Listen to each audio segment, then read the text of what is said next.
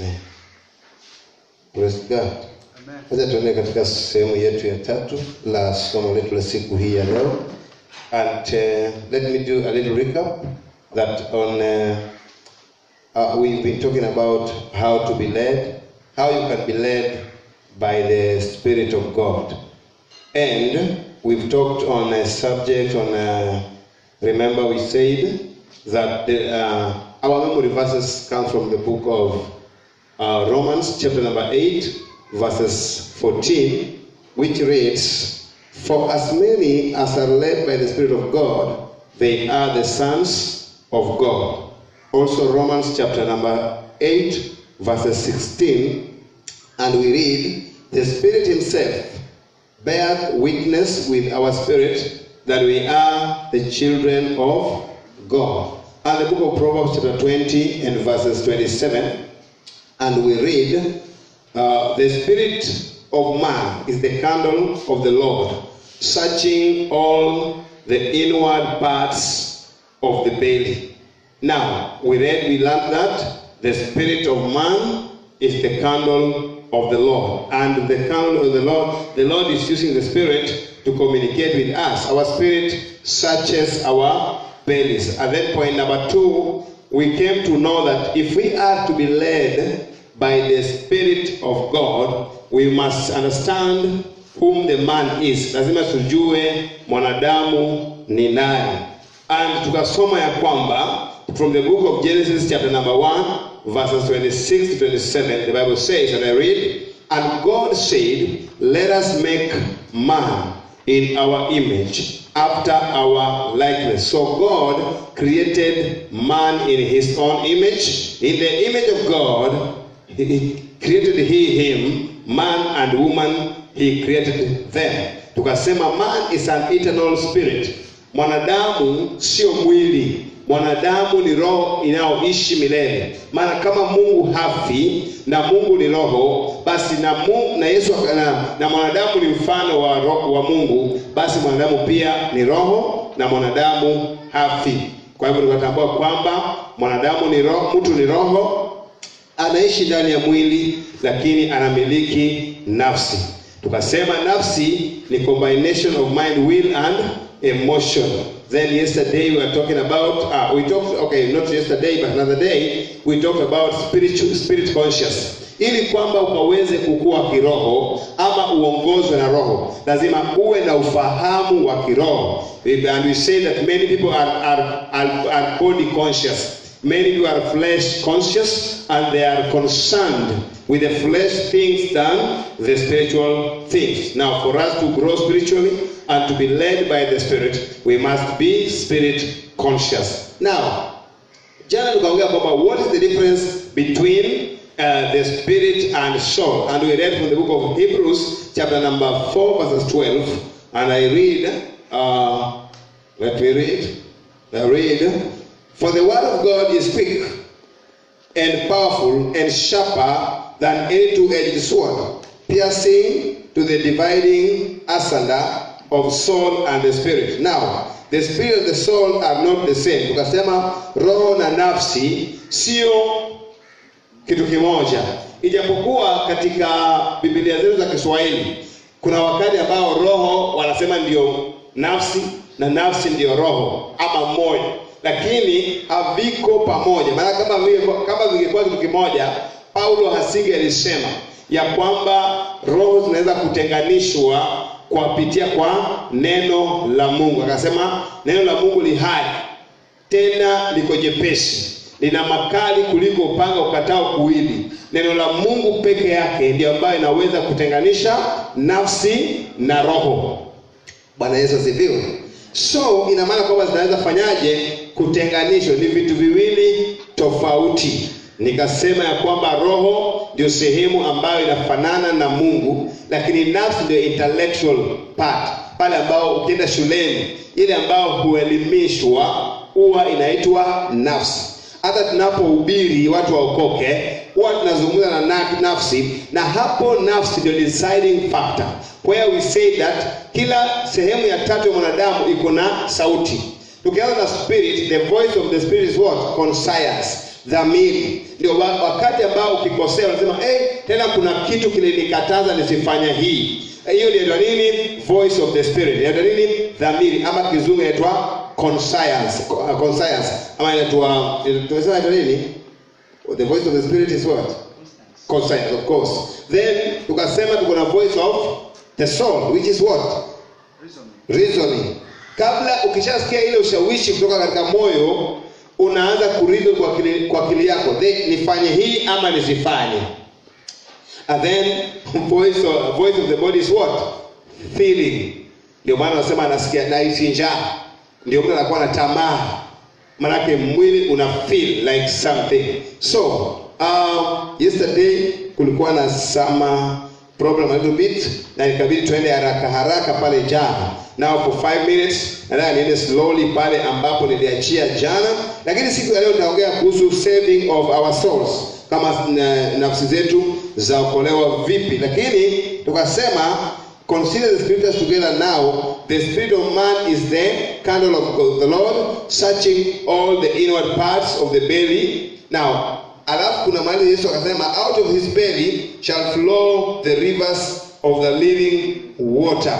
Mahali ambapo Yesu aliongea na mwanamke Msamaria, akasema, aniaminie mimi, tumboni mwake utatoka chemichemi ya maji yaliyo hai.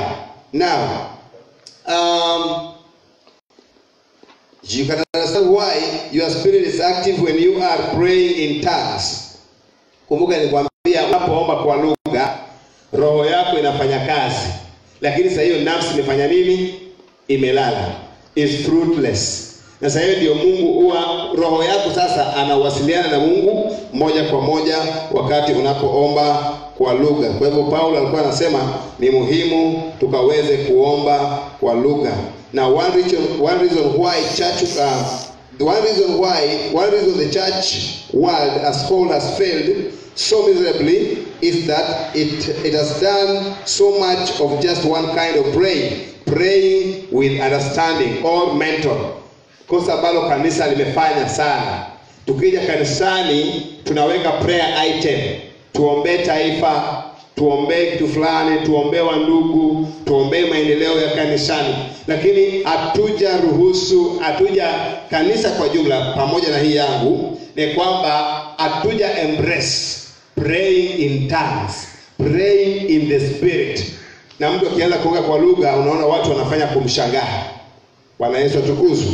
So tumesha pray, maana tunaenda kiakili. We are always mentally conscious. Now, Christians have endeavored to fight spiritual battles with mental abilities. Wakristo wengi tumeendelea kupigana vita vya kiroho tukitumia akili zetu, ambapo vita vya kiroho inapigwa kiroho na vita vya kimwili vinapigwa kimwili. So, tukasema kwamba okay, kama hapa nilikuwa nishafika ama nilikuwa bado. Hebu tusome kitabu cha Wakorintho wa kwanza mlango wa 14 na mstari wa 13.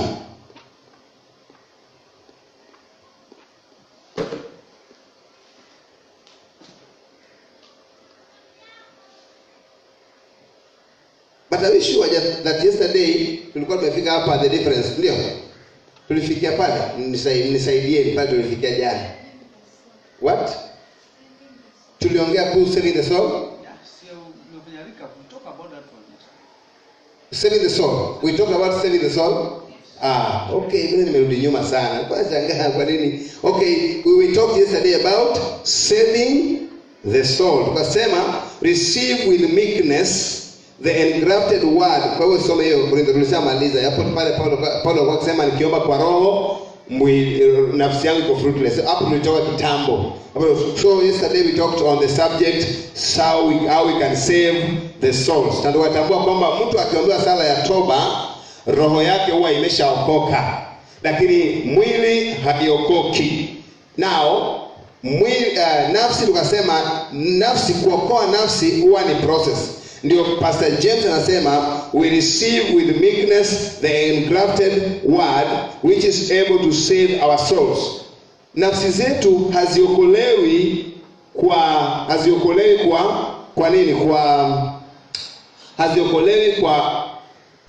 nafsi zetu haziokolewi ghafla, lakini it is a process. Inaokolewa kwa kupokea neno la Mungu kuendelea. So siku hii ya leo tukasemaje? Natafuta pale tulifikia jana. Now okay. It is the word of God that saves our souls, that renews our minds, that restores our soul. Neno la Mungu ndiye ambaye huokoa nafsi zetu, inatufanya upya na pia kuhuisha nafsi zetu. So today let me talk about the body. Tumekuwa busy siku ya leo, so sikufanya a bit revision from where I left yesterday. Lakini I'm realized sasa kabla upite si unitengenezee hiyo sauti kidogo, maana naona hiyo bass ndio inakuwa nyingi zaidi inanikoroga. Nitengenezee tu sauti hiyo nisikie, nataka nisikie sauti yangu mwenyewe ndio nitahubiri nikiwa vizuri. Inasikia hiyo bass iko kubwa sana mpaka inanikoroga. Yes, tengeneza vizuri kidogo, usipunguze sana na usipandishe sana. Iweke somewhere. Yes, so today I'm going to talk about presenting our bodies. Remember, nimesema ya kwamba roho zetu ndio sehemu ambao inafanana na Mungu, na tukasema roho inaokoka wakati ambao we are born again. Understand that? The moment you accept the Lord Jesus as your personal Savior, the Bible says that now you are born again, the old has passed away, and behold, everything has been made what? New. The part ambayo imefanywa upya ni roho yako. Ndio nikasema ya kwamba kama uliokoka ukiwa mwembamba, sio kwamba utanenepa kwa sasa umeokoka. Na kama ulikuwa na mwili mkubwa, sio kwamba sasa mwili wako utapungua kwa sababu umeokoka. Mwili wako utabaki. Sio kwamba vile ulikuwa mrefu sasa ukiokoka unakuwa mfupi. Sio kwamba ulipokuwa hujaokoka ulikuwa mweupe sasa unakuwa mweusi. Hapana, mwili wako utabaki vile vile, lakini mtu wako wa ndani ndiye ambaye anafanywa upya. Paulo anasema gani? Ya kwamba nalegea, wacha nichakae nje, lakini utu wangu wa ndani unafanywa upya. Nafikiri just a recap ya kwamba Paulo anamuita utu wa ndani, lakini Petro anamuita mtu ambaye amefichika, the hidden man. Bwana sifiwe. Now, roho inaokoka, roho ndio ambayo inaokoka, the part that resembles God. When God said, let us create man in our image, hiyo ndio part ambayo Mungu alikuwa anaongelelea. Na ndio Yesu akasema Mungu ni roho. Na kama Mungu ni roho, naye mwanadamu anafanana na roho na Mungu, basi mwanadamu pia ni roho. Part 2 nimesema ni nini? Our second part, from outwards. Maana naongea from outwards, ambao nimesema ni makosa, because we are supposed to start from inward tukija outward. Lakini sasa nimeweza from outward tunaanza na body, tunaingia katika soul.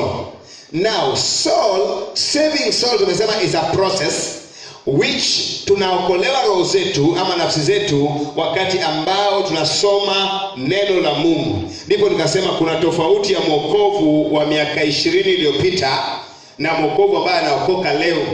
Manake ule mwokovu ambaye anaokoka leo kuna vitu vingine ambao bado anastumble nazo.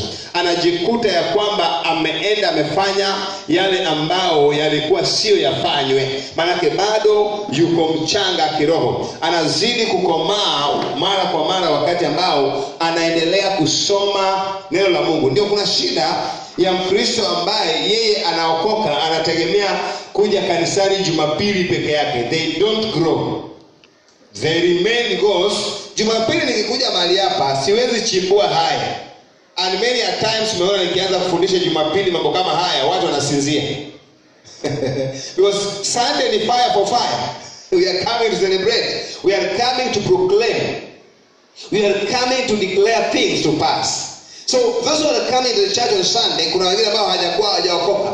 So teaching them this one haitawezekana. So unakuta yule ambaye anadepend kwa kanisani only Sundays, mtu huyu anakaa miaka mingi lakini hajakomaa. Sasa basi, ili mtu akaweze kukoma, ili nafsi iendelee kuokolewa, ni kwamba nafsi lazima ilishwe. Kama vile mwili wako unalilisha nini? Chakula, ili ukaweze kunenepa, hivyo nafsi yako unalilisha neno la Mungu izidi kukomaa. Bwana Yesu asifiwe. So ndio nikasema jana ya kwamba our body, our souls, jana nilimalizia kwa haraka. Ningesema it is the word of God that saves our souls, that renews our minds and restores our souls. Na nikasema ya kwamba the greatest need in the church today is to have minds renewed with the word of God. The greatest need. Mahitaji ya kanisa kwa sasa, hata si miujiza, hata sio pokea. Mahitaji ya kanisa kwa sasa ni kwamba turuhusu nia zetu kufanywa upya kwa kusikiliza neno la Mungu. And now today I'm talking about presenting our bodies. Now, umesikia vile nimesema, tumeongea kuhusu our spirits being a new creature, or we call it recreation. Hiyo ni spirit. Our spirit are doing what? Are being recreated. Na ndio Yesu alikufa msalabani ili kwamba we are no longer the old, we are recreated. Tumeumbwa upya, sio wakale sasa. Then our souls now are getting saved. And saving of soul is a process. Ndio maana ukishaokoka sasa hivi watamani Paulo alisema kwamba yale nipendayo kutenda siyatendi, lakini ujikuta nimefanya yale nisiyopenda kutenda. Akasema hii ina maana kwamba iliyokaa ndani yangu ni dhambi. Sasa presenting body, hebu soma katika Romans chapter 12 verses 1. Let me try for about 35 minutes. Maana nimebaki pale 35 minutes nikaweza kuongea kuhusu presenting the body. Presenting the body. Soma haraka. Pata ufilo ukishachukua Biblia yako ili umekuwa nayo. Tunapenda tukisoma kuko wazi. Chukua talani tusoma haraka tukienda. Nikitaja hivi yule ambaye amefika anasoma na tunapiga tukienda mbele. 35 minutes ni kidogo sana kwangu kama mwalimu. But I want to squeeze myself to that 35 minutes kwa sababu ya time yetu ili kwamba to cover this topic. Hebu soma kama umefika Pastor George. Romans 12 verses 1. Na soma Kizungu na soma Kiswahili. I beseech you therefore, brethren, by the mercies of God, that you present your bodies a living sacrifice, wholly acceptable unto God, which is your reasonable service. Soma Kiswahili kama umefika. Romans 12 verse 1. Yes, of course. This one is the old. Whichever. Kwa hiyo ndugu zangu, yes, madamu Mungu ni mwenye huruma, ni mwenye huruma nyingi, na wasihi kwa moyo wote, mtoleeni Mungu mili yenu kama tambiko iliyo hai, takatifu na yenye kupendeza. Amen. Hii ndiyo njia yenu halisi ya kumwabudu Mungu. Amen. Umefika wewe? All translation soma. Nasema hivi. Basi ndugu zangu, ninawasihi kwa huruma. And by the way, notice that pale ndio mara ya kwanza Paulo anasema nawasihi. Because in other words, the language, the kingdom language was a command. Like now Paul is not commanding here. I say I beseech you. Nawasihi. Tuendelee. Kwa rehema za Mungu tuendelee. Itoeni mili yenu. Iwe dhabihu iliyo hai. Takatifu. Ya kupendeza Mungu. Hiyo ibada yenu yenye maana. Hiyo mwili wako ukitoa ndio ibada yako yenye maana. Itoe mwili wako. Now presenting ni kitu ambao kwa mfano tukiongea kwamba siku ukitoka, wacha tuongee vizuri hapa. Ukitoka unaenda harusini. Unajua tarehe fulani ni siku ya harusi. Na fulani rafiki yangu anaolewa. Na unasema nitaenda kule kupea zawadi. Unaenda dukani mwenyewe, unanunua siku hizi mara nyingi. Saa zingine wananunuaga, mimi nilipata vikombe vingi sana. Vikombe ndio na vingi na masahani. Alafu inafungwa vizuri. Sasa wewe unaona kitu cha maana, ukifika pale ni vikombe. Okay, si vibaya. Sisikashi, maana pia zimenisaidia mpaka leo bado zingine ziko. Zingine zilivunjika. Lakini sasa unaenda ni harusi. Huwezi kuchukua gazeti tu hivi unaenda kuchukua zawadi ya harusi. Unachukua kile kitu ukishanunua, yaweza kuwa ni kitu ovyo ovyo tu. Lakini unaenda unachukua ile karatasi nzuri ile kama zawadi, alafu sasa unabeba unaenda kushini. Ukishafika pale wakati wa zawadi ikitolewa, unabeba zawadi yako unapelekea bwana harusi na bibi harusi. You are presenting your gift. Paulo anasema namna gani? Anasema na wasihi sasa, represent your body. Toa mwili wako. This means that huo mwili wako wewe ushughulikie. Maana yake hiyo ndio, rudia. Sababu mwili haiokolewi. Wala nafsi haiokolewi mara moja. Roho inaokolewa mara moja, lakini nafsi inafanywa kazi. The salvation of the soul is a process, ni mchakato, lakini mwili, rudia, tuendelee. Basi ndugu zangu, ninawasihi kwa huruma zake Mungu. Amesema itoeni miili yenu. Hiyo mwili uilazimishe, uicompose, uipondeponde, wewe mwenyewe uifanyie kazi, uisafishe, uiweke tayari, alafu uitoe kama dhabihu iliyo hai, sadaka. Hiyo mwili wako ndio kafara ambayo Mungu anataka. Endelea. Takatifu. Ulazimishe huo mwili uwe takatifu, ya kupendeza Mungu, ili mwili wako impendeze Mungu. Ndio ibada yenu yenye maana. Manake huo mwili wako ndio ibada yenye maana. Yesterday I said here ya kwamba niko na uhuru wote wa kufanya usherati, niko na uhuru wote wa kulewa, niko na uhuru wote wa kuvuta na bangi, lakini kwa kuwa nimeokoka, ninaamua mwenyewe kwamba hii sitafanya, maana nachukua sadaka mwili wangu na peana kwa Bwana wake. Huu mwili wangu ninapojinyima vitu vingine, hii ndio sadaka, ndio ibada inayopendeza Mungu. Hallelujah. Self-denial. That is the position of the body. Body is to be represented. Praise the Lord. Munanielewa? Okay, it is the inward man, not the outward man, that becomes a new creature in Christ. You remember that? Nilishasema. Mtu wa ndani ndiye ambaye anakuwa kiumbe kipya ndani ya Kristo. And we still have the same body we had before, we became a new creature. Mwili bado ni ile ambao tulikuwa nao kabla tujaokoka. Mwili wangu ni ule tu. Yule aliyekuwa amenijua kabla sijaokoka, hata mimi nimeokoka, bado ananijua vile. Now, what we must learn to do is to let the new man on the inside of us to dominate. I repeat again. What we must learn to do is to let that new man on the inside of us to dominate. Hilo tunahitaji hapa sasa. Turuhusu yule mtu wa ndani ambaye sasa ashaokolewa, ambaye ashakuwa kiumbe kipya, sasa huyu mtu wa ndani aendelee kututawala. Tusiruhusu huyu mwili tena itawale tena. Tunamruhusu yule, tunampea nafasi sasa, roho sasa ambaye ndio utu wetu wa ndani, ndiye utu wetu uliofichika, ambao Petro anasema ni utu ambaye haonekani kwa macho haya. Sasa tumwachie huyu awe ndiye kiongozi katika maisha yetu.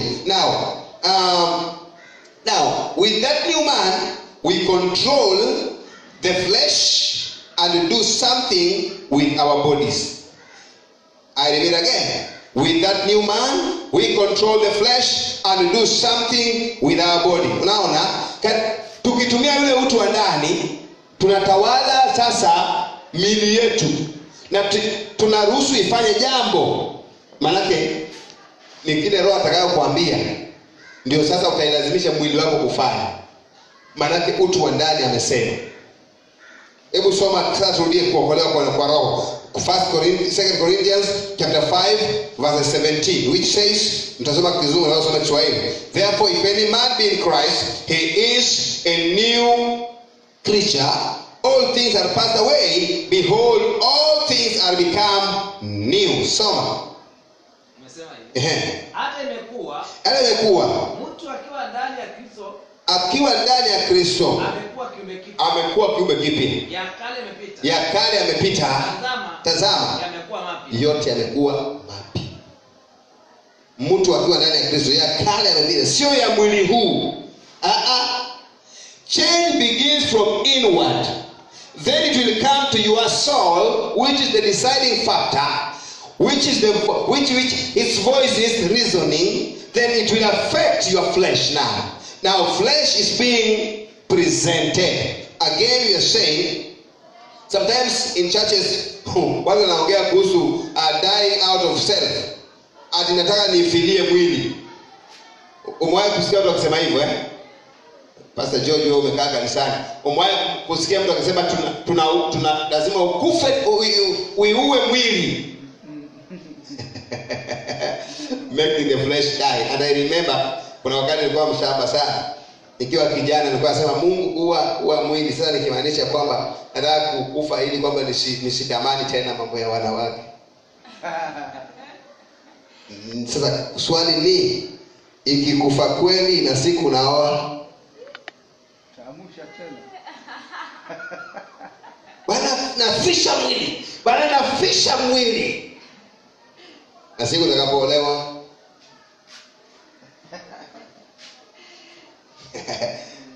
sema hapo ni pagumu. Sema hapo ni pagumu. There is no such a statement in the Bible. We don't need to die out of flesh. If we have become new self, what we need to do is crucify the flesh. Not dying for the flesh, but crucifying the flesh. Nafsi zetu tunapeleka msalabani. Miili yetu tunapeleka msalabani. Paulo anasema na usulubisha mwili wangu. Anasema ninautesa, ninausulubisha. Unaelewa? Kuna kutesa na utiisha. Na utiisha. I discipline my body. I control my body. It is self-control. I control my body. I crucify my body daily. But we don't die for self. Praise the Lord. Now we don't need to we don't need to die out to the flesh, to self. If we have become new self, what we need to do is to crucify the flesh. The Bible does talk about that, about crucifying the flesh or disciplining the flesh. Crucifying the flesh is not something God does for you. It is something you do for yourself. Naelewa? Hii kutiisha mwili, hii kusulubisha mwili. Usimsumbue Mungu eti unaenda kufunga na kuomba eti Mungu akusulubishie mwili. Tukirudi kwenye kile kitabu ambacho tumesoma inasema I beseech you, kitabu cha Warumi hiyo mlango wa ngapi? 12 mstari wa kwanza. I beseech you therefore brethren, now Paul is writing to the church, by the mercy of God, that you present your bodies. Itoeni mwili yenu. Hajasema Mungu haja kutolea mwili wako. Wewe mwili wako kama ni kuisulubisha ni wewe mwenyewe uifanyie kazi. Kama ni kuitiisha ni wewe mwenyewe ufanyie kazi. Ni wewe mwenyewe ukatae mengine na ufuate vile ambavyo sasa roho, maana tumeshasema sasa mwili haina dominate. Tumeachia yule inward person ndio sasa ambaye ataongea na nafsi, the nafsi deciding factor with a reason, and now the only soul ambayo tafuata ni trained soul, and the only way we train our souls is by reading and studying the word of God. Amen. That is where wakati wazo fulani na kuja kwako unasema hii Biblia imekataa na hii Biblia imekubali, unaifuata. So ni jukumu lako wewe digging in the word of God so that nafsi yako iwe trained soul. Are you getting me by the way? Spirit is recreated when we accept Jesus as our personal Savior. Saving a soul is a process. We save soul by reading and studying the word. But the body is to be presented. Hata mimi nilikuwa nafunga zamani sema Bwana ifisha mwili bana. I was there. Okay. Who presents the body? Anatoa mwili nani? Ourselves. Sema mimi. Okay. And who is you? The Spirit. And who is the Spirit? The inward person. Inner man. The inner man. The hidden man. Huyu ndiye roho ambao ndio anafanana na Mungu. Sawa? Mwili roho mwili lazima ifanye nini? Mwili inapeanwa, inatolewa. Anayetoa mwili ni nani? Ni wewe. Na wewe ni nani? Wewe ni roho. Roho nani? Ni utu wako wa ndani. Tunaelewana?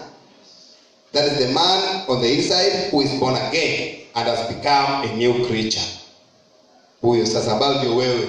Mimi naamini kwamba somo hili ambalo pale limefikia sasa umeshaelewa wewe ni nani, mwanadamu ni nani. Ukitembea hautasumbuka. Ndio mpaka tuwe wasafi, lazima tule vizuri, lazima tuvae, tujijenge, but we need to be spirit conscious than flesh conscious. And ukiwa strong inwardly, kuna vitu vingine ambavyo zitakufuata. Kwa nini Biblia inasema zitafuata? Ni kwa sababu gani? You will know how to control yourself while God is working hard, not even working hard, working on how to bless you. You will concentrate on the spiritual things. Na sisemi kwamba sasa usifanye kazi uende kufunga na kuomba na unakaa nyumbani ni Bwana akuinue. Hiyo pia ni false doctrine. Unashughulika pale ambao unashughulika na unashughulikia roho yako. Yaani kama unatafuta kazi unatafuta, kama unashughulika, lakini unajua kwamba unakuwa spirit conscious. Bwana Yesu asifiwe. Now, you do something with your body. If you do not do something with it, nothing will ever be done with it. Unaelewa hiyo sentence? You do something with your body, and if you do not do something with it, nothing will ever be done with it. Lazima uhakikishe mwili wako unaitumikisha. Na kama hautaitumia, hakuna kitu ambayo itafanyika maishani mwako na huo mwili. Maana wewe ndio lazima ukaweze kuruhusu, wewe ndio utawale mwili wako kupitia kwa nini? Nafsi ambayo ni mali yako. Wewe mwenyewe ni roho, lakini ni nafsi ni mali yako, combination of mind, will and emotion.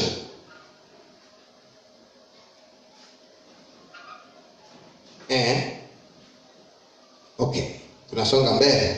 Okay, Paulo anasemaje? Hebu soma 1 Corinthians chapter 9 verses 27. Paul is saying here, and I read in English, no, some Swahili, but I keep under my body and bring it into subjection, lest that by any means when I have preached to others, I myself should be a castaway or disapproved.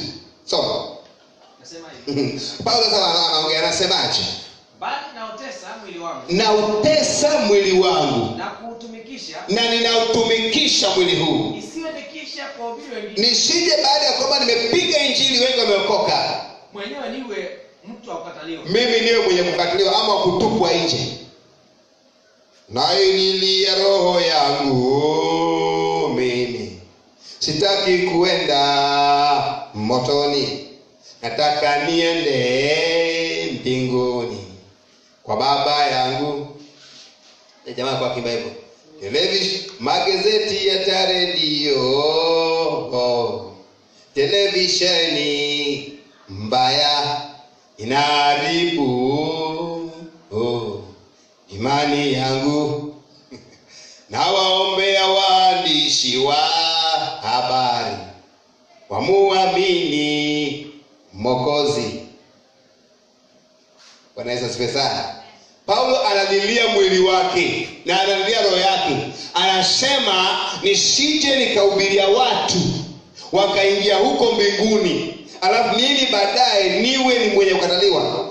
Ili kwamba nisije kukataliwa, anasema nautiisha mwili wangu, nautumikisha mwili wangu. Kwa hivyo mwili wako lazima, you must work on your flesh. Wachana na kuambia Mungu kila saa, Mungu fisha mwili wangu, sijui Mungu nini na mwili wangu, sijui Mungu nini.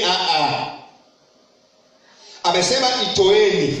Kwa mwili wako unautoa wewe, unaibeba kama vile sasa hivi umeibeba mkatoa nyumbani kaleta hapa, sio? Kaketi. Wengine sasa hawana kazi wanafanya, but they are in houses. But they will not grow. Hawatakuwa, kwa sababu ili mtu akue lazima asome neno. Lazima afundishwe neno kama ni nafsi yako, ili baadaye na wewe pia uwe mhubiri, tena mhubiri wa kueleweka. Sio mhubiri tu kwamba usome mstari mmoja na wewe ni ukae chini ya mafundisho. Ufundishwe, maana yake ukishajaza ndani yako nafsi yako, sasa unatoa, maana nafsi sasa inapoongea bali hapa na nafsi inaongea na nafsi zenu. And I must choose what to tell you kutoka kwa nafsi, because it's a reasoning part kwenye akili. Lakini mwili wangu nimeutoa nikaleta hapa. Sasa hii unajua nikimaliza nitaanza kwenda Kanaani. Kama ungesema basi kuna wakati nimekuwa nitoa kule Kanaani na Morning Glory na utoa mwili. Body is to be presented. Na kuja hapo moja nikakuta nyoka mkubwa barabarani. Lakini still haikunitisha, nikaendelea kukuja tu. Kwa hivyo mwili ni utiishwe, utumikishwe.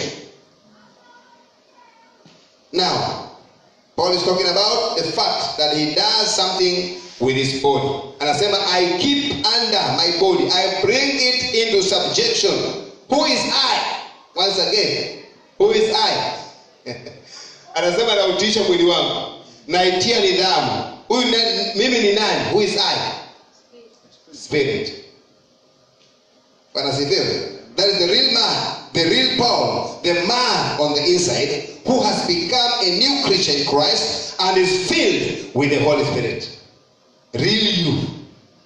The man from inside ambaye amekaa anaishi na leo mwili ambao unabebaga. Ndiye amejazwa roho. Sasa huyo ndiye analazimisha mwili iwe katika nidhamu. Wakisaidiana na nafsi ambayo imekuwa trained in the word.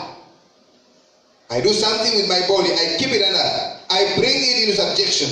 Now, what did Paul bring his body into subjection to? Aliweka chini ya mamlaka gani? Alitiisha kwa nani? Inward man. Yaani unalazimisha mwili ifanye kile roho anataka. Lakini imekuwa opposite, na kwamba Christians tunalazimisha roho afanye vile mwili anataka. And hapa ndio tunaanza mpaka cooked miracles. Because now we are forcing the spirit to be subjective to flesh. And here is where we are failing. Ndio Wakristo ambao majaribu ikikuja because they are not strong from inside, wana fail.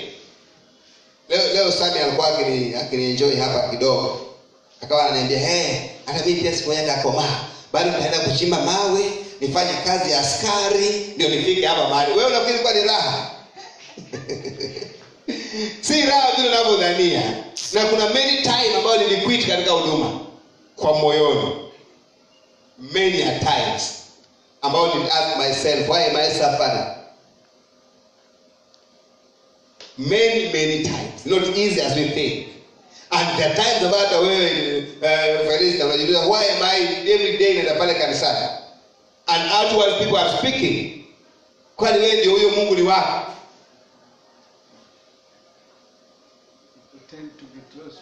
You pretend to be close to God. Kwani wewe ndiye. Many a times watu wanaongea mambo ambayo yanakuvunja moyo. And I know people ambao walikuwa bidii. Kuna jamaa alikuwa anasema, "Ulianza kwa roho, unamalizia na mwili kwa nini?" Kuna watu walikuwa na bidii walipokuja kwa ibada za jioni na Morning Glory, lakini gradually walipokutana na elder brothers wakaambia, "Kwani wewe ndio Mungu ni wako peke yako?" Wakakubaliana, wakabaki nyumbani. Nakaa, siko kwa kazi unafanya, bali question is, naenda fanya nini huko kwani?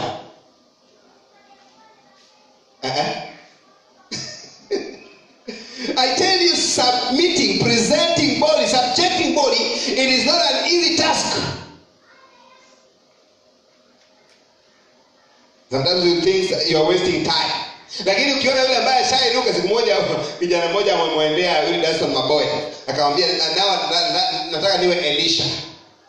Nataka niwe Joshua wako.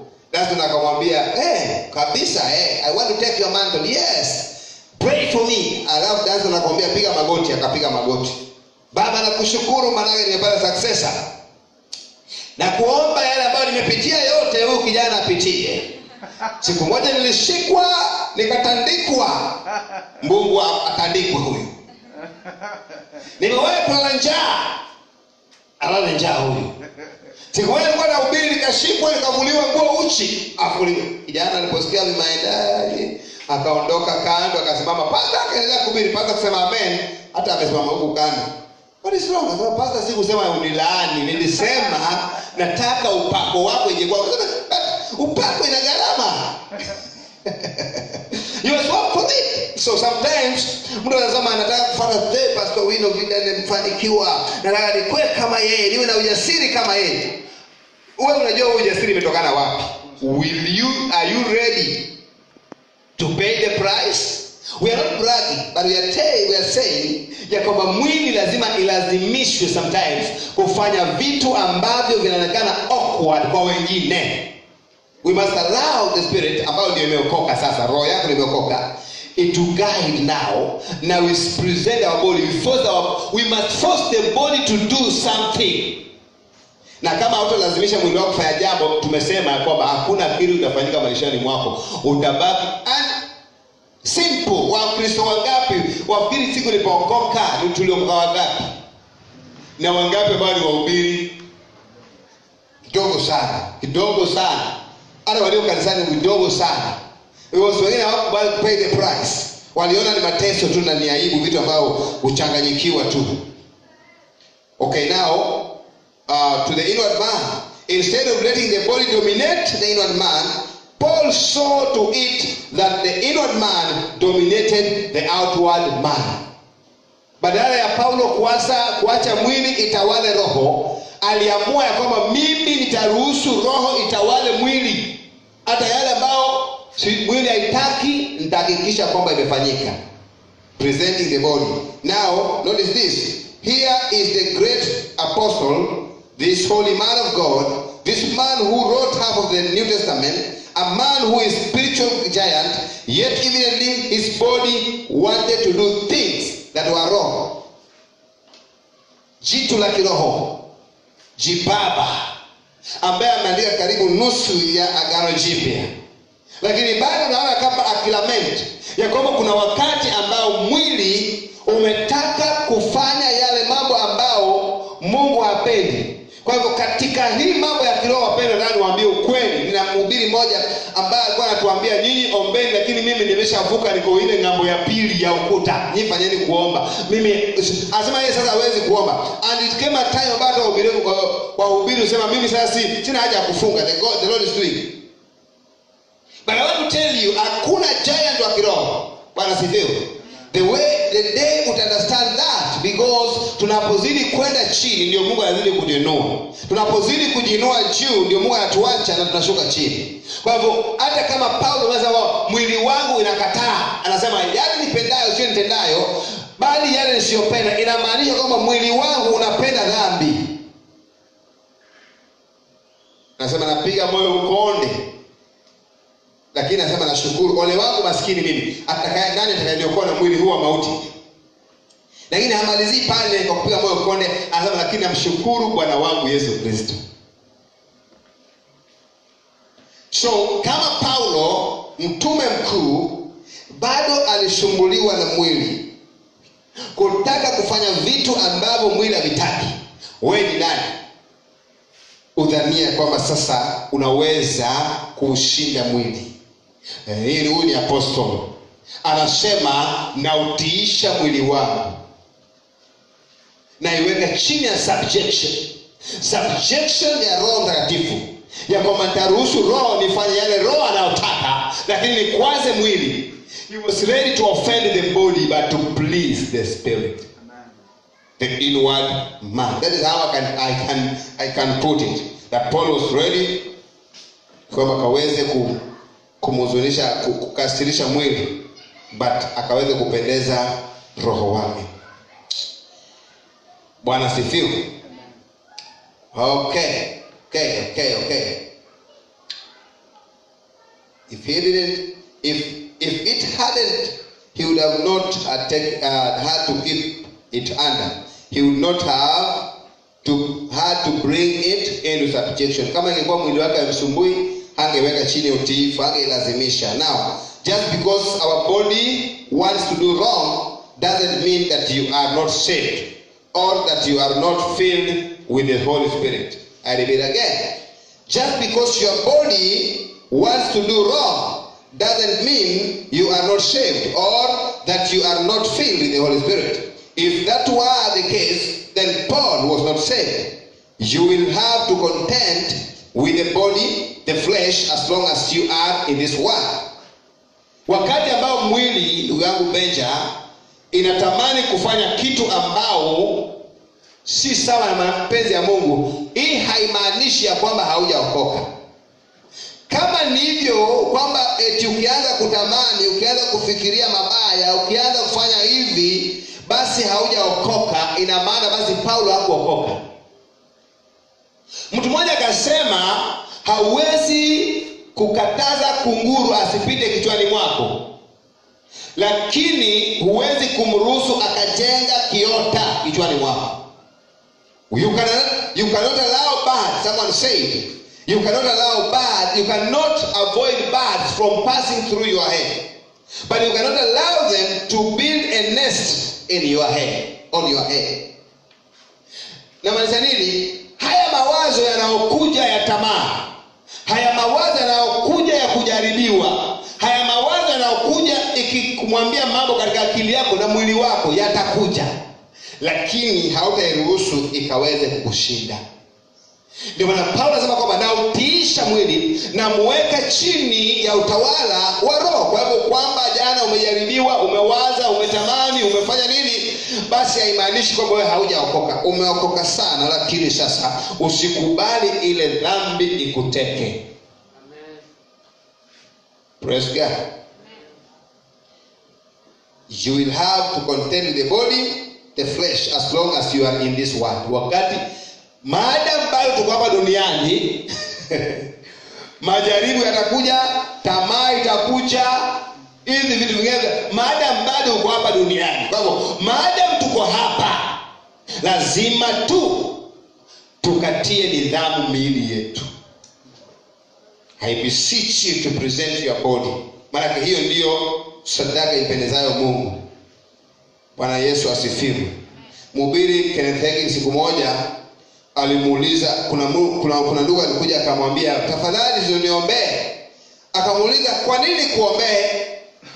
Lakini yule kijana akasema, nataka niombe. Alikuwa amemaanisha na kwenye machozi yalia, akasema nataka uniombee ili shetani awache kunisumbua.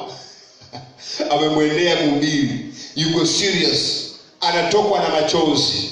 Reverend, niombee, shetani ananisumbua, nimechoka, amenitesa vya kutosha, nataka uniombee awache kunitesa. Basi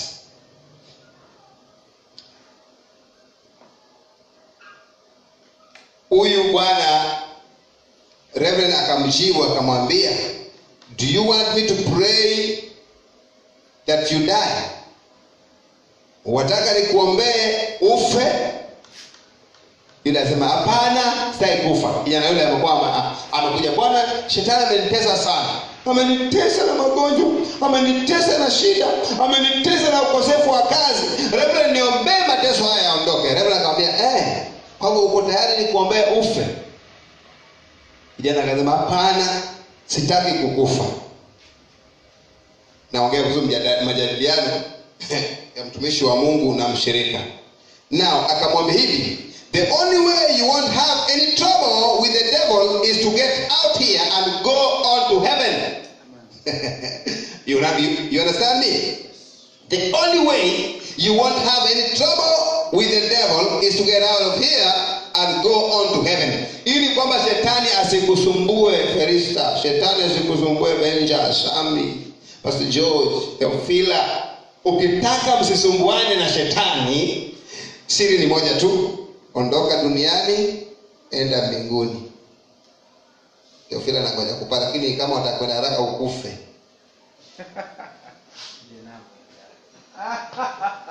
Uondoke basi, mtu aje kusumbuana na shetani. Lakini as long as yuko here, as long as tuko hapa, shetani tuko naye na mwili uko naye, lazima tukaweze kuitii. But blessed be the God, the means, the ability and the authority have been given to you through the word of God to deal with the devil and to deal with the flesh. Bwana sifiwe. Mamlaka umeshapewa kupambana na shetani ni jina la Yesu. Lakini kupambana na mwili wako ni wewe. Ni mwili wako itii mtu wako wa ndani. I want to tell you. kuna dada mmoja alikuwa pale, acha nitoe mfano. Dada huyu alikuwa amekaa pale, alikuwa JCC Mombasa. Mwombezi. Alikuwa hana meno haya mbele, alikuwa imeng'oka. Na alikuwa ni Asha. Sasa geti pale anaenda kwa mshukuru, anasema siku moja nitaolewa kweli. Aya, siku moja ikaendelea, amekuwa amehuzunika, umri unaenda. Lakini siku moja akapata kwanza mdhamini, akamtengenezea zile meno ya kuweka. Akashukuru, akawa mrefu. Akakaa. Siku moja niliambiwa hadithi hiyo. Na alikuwa anapenda sana kushughulikia wageni kwa nyumba ya pasta. Sasa siku moja wakati ambao pasta alikuwa yeye alikuwa anamwambia pasta, "Siniombee nipate mwenzangu." Alafu akaja kijana mzee mwingine naye hapo ofisini kwa pasta. Yeye naye akaanza kuja kwa maombi ya kwamba anataka naye aombewe apate nini? Msichana, mwanamke. Sasa huyu akitoka siku moja coincidentally ule msichana amekuja, wanaenda maombi kutaka nani? Bwana na mbona nini? Sasa wakaingia pale ndani na wakaanza kuongea pamoja. Pastor sasa anasema, "Yesu ni muujiza." Tayari wakawana na wakaishi kwa amani. Lakini she had been waiting, na huyu bwana had been waiting. Wakaona kama hivi naongea washawana. Na nani kuambia kwa Mungu hakuna lisilowezekana. Shida yetu ni kwamba jana nilisema kwamba kuna permissive will na perfect will.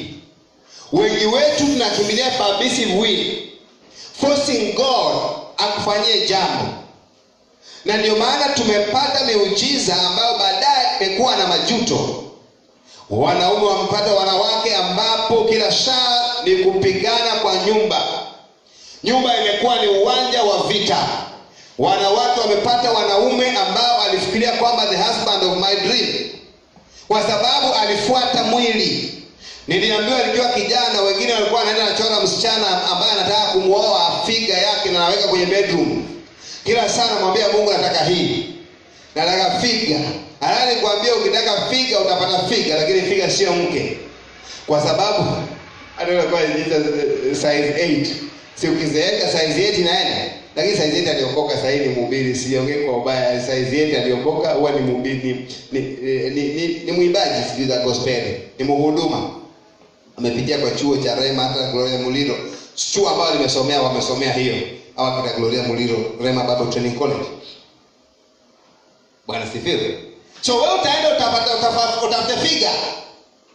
Ukifika nyumbani, na shukuru sana wakati tulikuwa tunafundishwa sisi kwa vijana, na nilikuwa vijana pamoja na mke wangu kanisa moja. Ndio wana tutembeaga pamoja, tunaelewana, imani yetu yafanana. Tuliambiwa wewe ukitaka usidhani ya kwamba ukipata pastor bana hubiri kama mimi, nyumbani wapendwa si kuhubiri, nyumbani ni ndoa. Nafikiri kama pale ni haleluya na sufuria inapika. Haleluya na stima inanili pesa inakuja. How that girl was singing. Nafikiri mkifika nyumbani kwani unaimba haleluya. Na chakula inakuja mezani. Never. Kuna majukumu ya ndoa. So ukiendea permissive will, later on utaishi your entire life unajuta. Lakini ukiendea perfect will, siku moja wakati nimeoa tu, niliambiwa kwamba ukitaka kuuza sukari wewe pia useme vile imekusaidia, sio? Nilipooa msichana mwingine kwa mrembo pia, nikasikia amesema mahali ya kwamba sasa Pastor Wino hana kitu, dada Martha hana kitu, alafu anaoana, wanapelekana wapi? Na wakamapproach akamwambia unaolewa na mtu ana kitu, atakupeleka wapi yule? Lakini hivyo sisi tulikuwa tunapendana. Kupenda, tukaishi. Mpaka leo tunaishi. Lakini yule dada unfortunately ambayo sijamwombea kwa ubaya akapata mwenye pesa ambaye ana umri mkubwa kumliko. Sasa mara ya kwanza, kwa sababu uko na shida, wewe utakubali. Utawekwa kwa nyumba, ukule ushibe, upate pesa, lakini reality will come. Utaanza kutembea naye njiani. Rika zako watakuona. Uanze kuuliza, sasa yule mzee ulitoana naye wapi? Ndio uanze kuregret in life. Ndio nimeona mmoja bwanake ako tayari ampeleke kila mahali kwa crusade, ashibabishe gari waingie pamoja, lakini yeye hataki yule bwana. Maana anasema nitakaposimama kumuintroduce mbele za watu vitaonekana namna gani? Kosi yeye ni mdogo, bwana ni mzee. Permissive will. Lakini perfect will means sio ni haya sasa kutembea na mkono. Hata bwana kushikana mikono, tashikana kwani kuna nini? Na kumuintroduce hapa na muintroduce na yeye pia anaintroduce, maana hatujaachana kwa uzee mbali vile. So tukiwa tunakuwa led by the flesh, we will end up taking the permissive way, lakini sio the perfect way. Masaa yangu yameisha, but I'm saying that you will have problems with the devil as long as you are here in this life. And you will have problems with the flesh as long as you are in the flesh. Hizi shida zazidi kuwepo. Wewe unasikia? Shida moja itaondoka, uone imeisha, inuke nyingine. Nilipokuwa kijana nikadhani nikioa shida zitapungua. Shida ya ubachela ikaondoka nilipooa. Lakini shida ya kukosa mtoto ikaingia nikiwa niko wapi? Kwa ndoa. Shida ya mtoto imeondoka nikiwa nimeshapata mtoto, lakini kuna challenge zingine ambazo bado ziko. Inatoka hii inaingia. As long as we are here, the challenges of life are there. Hii ndio injili ambayo wengi hawapendi kuambiwa, and this is the reality. Is the anchor. As long as we are here, miili yetu lazima tuilazimishe ifuate mapenzi ya Mungu. Tunasema Bwana ametupatia mamlaka. Now the man on inside, nimesema Paul did not let the body dominate him. The man on the inside, man who was born again and filled with the Holy Spirit, must dominate the outward man. Okay, ni kidogo tu. Now, you can do it. What I want to see, you are the one who must do it. What I want you to see here, you are the one who must do it. Unaweza. Na kile ambacho utafanya ni wewe mwenyewe. Hajasema kwamba jirani akufanyie. Si Mungu. Kutiisha mwili ni wewe mwenyewe utafanya. Paul did not say God will do it for you. Hajasema Mungu atadiscipline your body. He did not say the Holy Spirit will do it for you. Hajasema eti Roho Mtakatifu ndiye atafanya mwili wako iwe na discipline. He said you present your bodies. Na wasi hajasema Roho hakutolee mwili wako. Hajasema Mungu akutolee mwili wako. Anasema na wasi kwa rehema za huyo Mungu, itoeni miili yenu.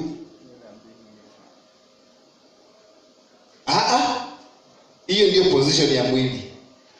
Position ya mwili. Now, you present your bodies, he said, you be not conformed to this world. Usifananishwe na ulimwengu huu, usifuatishe. Baba ni kazi ni kwako. He said, you be conformed by the renewing of your mind. About mind ndio nini? The soul part. Okay? You present your body, you do it. You get your mind renewed with the word of God. You also do it. The life and nature of God is inside your spirit. Let the man on the inside be the dominant one. Listen to him. It is the spirit of man that is the candle of God. It is through your spirit that God will guide you. Mruhusu mtu wako wa ndani. Msikilize mtu wako wa ndani. Mkubali akutawale. Ni kupitia kwa huyu mtu wako wa ndani ndio Mungu atakuongoza. Maana Mithali 20:27 inasemaje? Roho ya mtu ndio taa ya Mungu, inachunguza ndani ya mtu. Kama nituongozwe na Mungu, nituruhusu mtu wa ndani akaweze kutawala watu wa nje. Bwana sifiwe. Na ni wewe ufanye hiyo kazi. You must do it. Wewe ndio utoe mwili wako, uibebe, uilete hapa kwa Morning Glory, uilete kwa revival, uilete kwa mafundisho, ufunge na kuomba wewe mwenyewe, alafu uruhusu nafsi yako kutrainiwa, process of being saved by reading meekness, by taking the word of God with meekness. Wapendwa, neno la Mungu haina mabavu. Neno la Mungu hili, mimi nimeona wahubiri walioanza na mabavu wamalizia vibaya. Wapendwa, walianza mabavu wamalizia vibaya. Anasema ipokee neno la Mungu kwa nini? Kwa ukarimu, with meekness. Sasa basi hapo ndio tutakuwa. Next time when I come, nitaongea kuhusu number one way of listening to God. Nikikuja tena nakwambia you don't want to miss. Nilikuwa na lay foundation, na vile nimewaona sasa mmetosha kuanza kusikia vile ambavyo Mungu huwa anaongea. Na nikikuja tena, lakini maybe ni next week tuna revival, by the way. Wale ambao tutazama kuanzia Monday mpaka siku ya Sunday tutakuwa na revival mahali hapa. Lakini Monday tuko na rally ya Youth Flame ambao ni fellowship ya vijana ya Watamu. Watakuwa mahali hapa na rally yao every Monday ya mwezi huu, I mean. Then Tuesday we are kicking revival zetu. Tunaenda mpaka Jumapili. Tuko na Pastor Constance kutoka sehemu za Samburu. Tutakuwa hapa kila jioni, hiyo ni next week. Lakini nitakaporudi hiyo wiki ya chini, I'm talking on how to be led with the Holy Spirit. Lakini kwa na lay foundation, the basic. Na naamini ya kwamba wale mmenifuatilia kwa Facebook, kwa YouTube, sasa mmeiva. Mmeshajua roho ni nani, mmeshajua Mungu ni nani, mmeshajua nafsi ni nani na mwili ni nani. Kwa mfano, roho ndiye anayeokoka. Lakini kuokoa nafsi ni process. Unapoendelea kusoma neno na kuelewa, nafsi yako inakomaa. Lakini mwili haiokoki. Mwili ni mkokoteni, ikokotwe ipelekwe mahali roho inavyotaka. Bwana sifiwe. As simple as that. Mwili ni nini? Mkokoteni. Na tuikokote, tuipeleke mahali roho anavyotaka. Sasa nafsi yako uitrain ili kwamba roho ikisema ujue kwamba huyu ni Mungu amesema hivi. Because kuna roho na maroho. Hapo katika tumbo lako kunaweza kuja roho ya shetani na ukafikiria ni wa Mungu. Ndio maana nafsi ndio deciding factor. Funga macho nikubariki. Baba, ni asante kwa sababu ya siku hii ya leo, ikiwa ni siku ya 3 ambao Bwana tumeshirikiana neno lako, tunaongea kuhusu kusikia sauti yako. Tunakabidhi siku ambazo zimesalia mikononi mwako kuweza kuvitawala. Yote kwa ajili ya utukufu wako. Unapotoka mahali hapa, neno lako liwe taa miguuni mwetu. Tazama mtazamaji ambaye amenifuatilia kwa YouTube, ambaye pia atanifuatilia pia kwa YouTube baadaye, na yule amenifuatilia kwa Facebook na atakayenifuatilia kwa Facebook baadaye. Naenda kaweze kumbariki na yule nikaweze kumsaidia. Kama kuna aliye ni mgonjwa, na achilia uponyaji mikononi mwako. Milango yake Bwana iliyofungika tunaamuru ifunguke katika jina la Yesu Kristo. Asante mfalme wa amani, nikiombea jamii zote ukaweze kuzibarikia. Kwa jina la Yesu tuomba na kuamini. Amen. Sema neema na mapenzi ya Mwenyezi Mungu Baba na ushirika wa Roho Mtakatifu ukae nasi sote sasa na hata milele. Amen. Bwana akubariki. Piga Yesu makofi mazuri tu. Wewe ambao umenifuatilia kwa Facebook, Mungu akubariki, akutendee mema. Mafundisho haya yamesema tusiwe wasikilizaji wa neno bali watendaji wa neno. Tuwe wepesi wa kusikiliza, wapole kwa kujibu, na Mungu ataweza kutuinua. Tuwe wepesi wa kusikia, wapole kujibu, na wapole tusiwe haraka kwa hasira. Bwana akubariki.